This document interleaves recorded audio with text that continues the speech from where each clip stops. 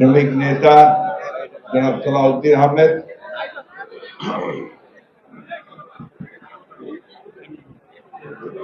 আজকে এই সমাবেশে উপস্থিত আছেন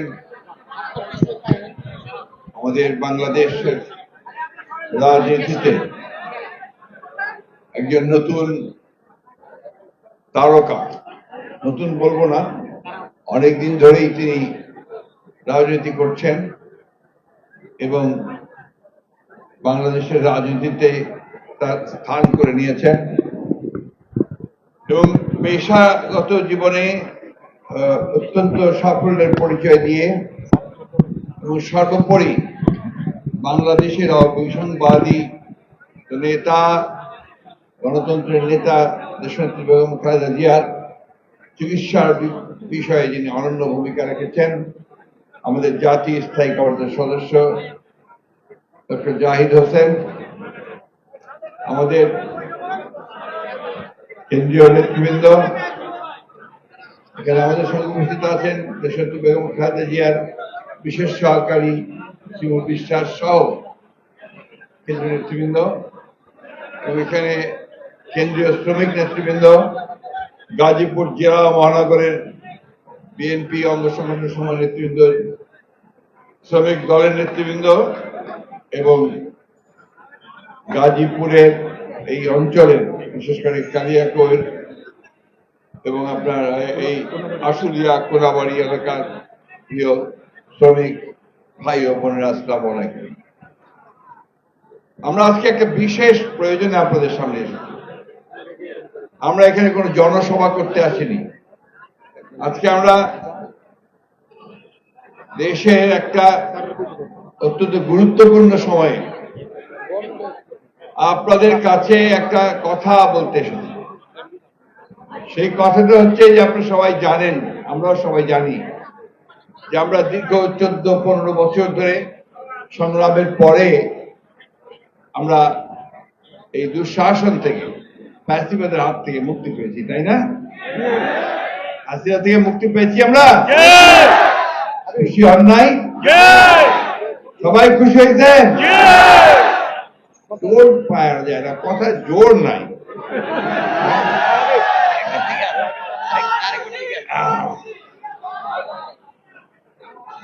হাসিনা তো শুধু চলে যায় নাই তা না, সে পালাই গেছে না? আপনারা খুব বড় স্লোগান দেন, পলাইছে পলাইছে শেখ হাসিনা পলাইছে। কেন কেন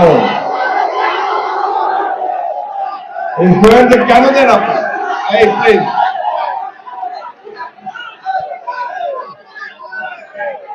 কারণ এই শেখ হাসিনা দীর্ঘ 14-15 বছর ধরে এই বাংলাদেশের মানুষের উপর অত্যাচার নির্যাতন করে, ভাইয়া প্লিজ, অত্যাচার নির্যাতন করে আমাদের অসংখ্য মানুষকে হত্যা করেছে, শ্রমিককে হত্যা করেছে, ছাত্র হত্যা করেছে, এমনকি তারা নারীদেরকে হত্যা করতে দ্বিধাবোধ করে।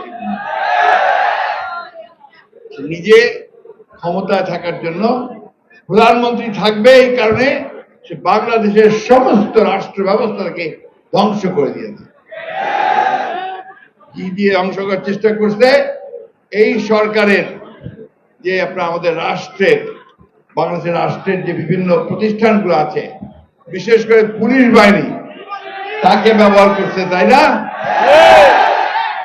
তাকে ব্যবহার করে, তাকে দিয়ে গুলি করে হত্যা করে, মিথ্যা মামলা দিয়ে জেলে নিয়ে গিয়ে নির্যাতন করে, অকথ্য অত্যাচার করে বাংলাদেশের মানুষকে একটা ভীতির রাজত্বে নিয়ে গেছে, তাই না?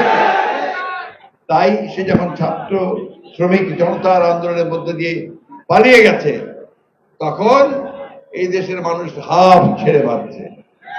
এখন যাই হোক, আমাকে দম ফেলতে পারতেছি তো না, রাত্রে একটু আরাম করে শুতে পারতেছি না, তো খালি মনে হয় এই বোধহয় পুলিশ আসলো, এই বলে আওয়ামী লীগের সন্ত্রাসীরা আসলো, তাই না? ঠিক কিনা বলেন? ওই জায়গা থেকে বের হয়ে আসছি তো, এই জন্যই মানুষ একটু আনন্দ করে বলে পলাইছে পলাইছে শেখ হাসিনা। এই যে শেখ হাসিনা পলাইছে, এটা ঠিক, কিন্তু তার যে প্রেতাত্মা ভূত, সেই ভূতগুলো এখন এই দেশের মধ্যে আছে। তারা ভুলতে পারে না তারা এখানে যে চুরি চামারি দুর্নীতি লুট করে যে সাম্রাজ্য গড়ে তুলছিল, দেশের বাইরে সম্পদ পাঠিয়ে দিয়ে অসংখ্য সম্পদ তৈরি করছে, দেশের ভিতরেও তারা বিরাট বিরাট বাড়ি ঘর তৈরি করে, খামার তৈরি করে, ব্যবসা বাণিজ্য তৈরি করে লুটে নিয়েছে পয়সা। ওই যারা করেছে তারা এটা ভুলতে পারে না। তারা ভাবে আবার যদি শেখ হাসিনাকে ফিরে আনতে পারতাম আবার লুট করতে পারতাম। সেই জন্য তারা বিভিন্ন জায়গায় দেশের বিভিন্ন ভাবে ষড়যন্ত্র করছে। সবচেয়ে বড় ষড়যন্ত্র চক্রান্ত তারা করছে কোথায়? এই শিল্প এলাকাতে, তাই না বন্ধুগণ? যে এলাকাতে শিল্প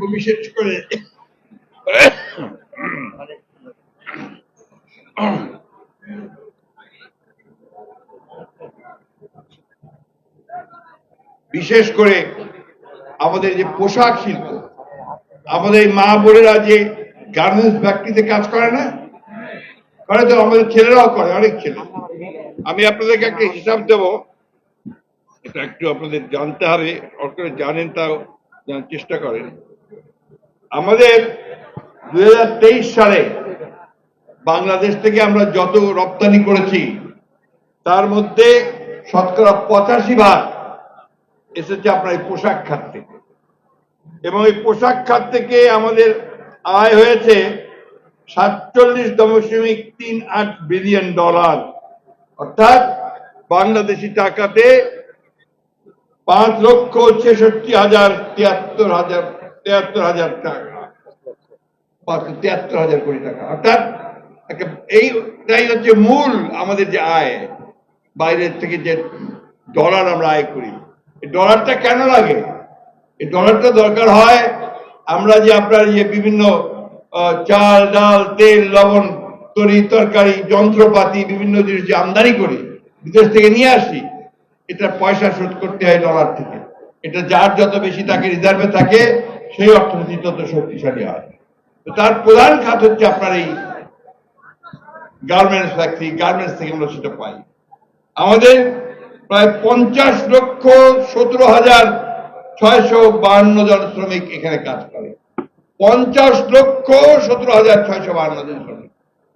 এখন ভাবেন এই খাতটাকে, এই গার্মেন্টস ফ্যাক্টরিগুলোকে যদি ক্ষতি করা যায় তাহলে বাংলাদেশের অর্থনীতি ঠিক থাকবে? আর কারা করতে চায়? যারা জোর করে আবারও সেই লুটপাট করতে চায়, তাই না? আর সেই সঙ্গে আরো একটা শক্তি আছে, এটা বাইরের শক্তি। তারা ভাবে যে যদি বাংলাদেশের এই খাত থেকে আমরা নষ্ট করে দিতে পারি তাহলে আমাদের খাত বাড়বে, আমাদের দেশের গার্মেন্টস বাড়বে, আমরা লাভবান হব, তাই না? সেটা কারা আপনারা বুঝতেই পারেন। পাশের দেশের বিভিন্ন ভাবে আছে না যারা, যা আমাদের ভালো দেখতে পারে না, তারা এই কাজটা করার জন্য উঠে পড়ে লাগবে। সেই সঙ্গে যোগ দিয়েছে কে? হাসিনা গিয়ে ওই ভারতেই যোগ দিয়েছে, তাই না?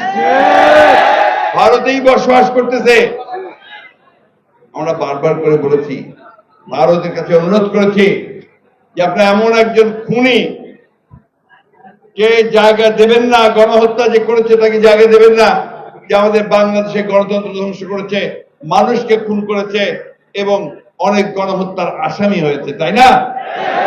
তারা এখন পর্যন্ত কোনো কিছু বলেনি। ভাই, আমি সরকারকে, বর্তমানে যেমন অন্তর্বর্তীকালীন সরকার আছে, তার কাছে আহ্বান জানাবো, আপনারা অবিলম্বে এই গণহত্যাকারী, দেশ ধ্বংসকারী, রাষ্ট্রবিরোধী, গণতন্ত্র বিরোধী শেখ হাসিনাকে দেশে ফিরিয়ে এসে অভিযোগগুলোর ভিত্তিতে তার বিচারের দাবিতে ভারতের কাছে চিঠি দেন তাকে ফেরত দেওয়ার জন্য।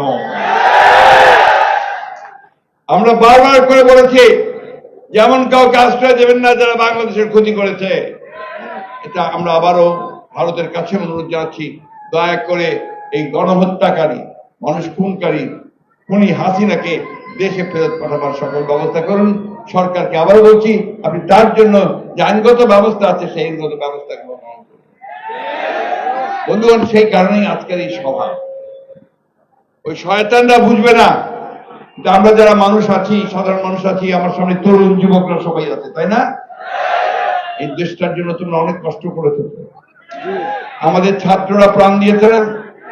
আমাদের শ্রমিক ভাইয়েরা প্রাণ দিয়েছে।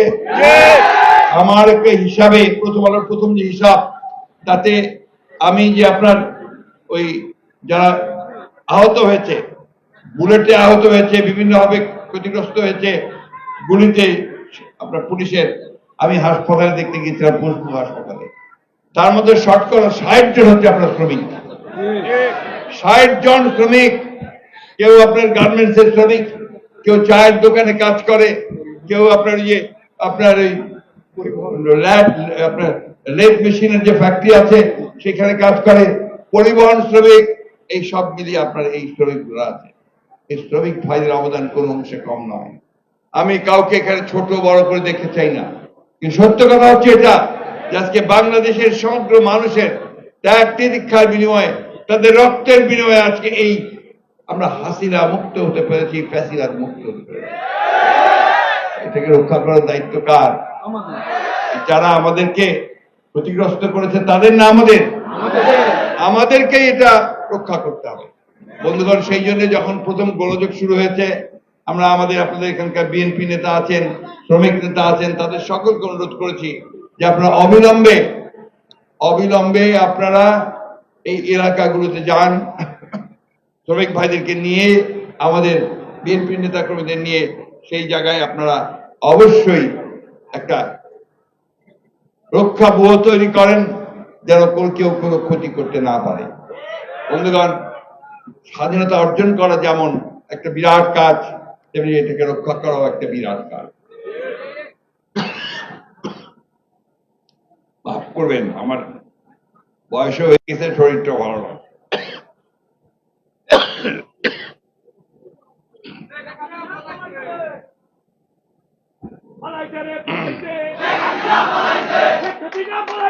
আচ্ছা, ঠিক আছে ঠিক আছে ঠিক আছে, এখন থাকেন।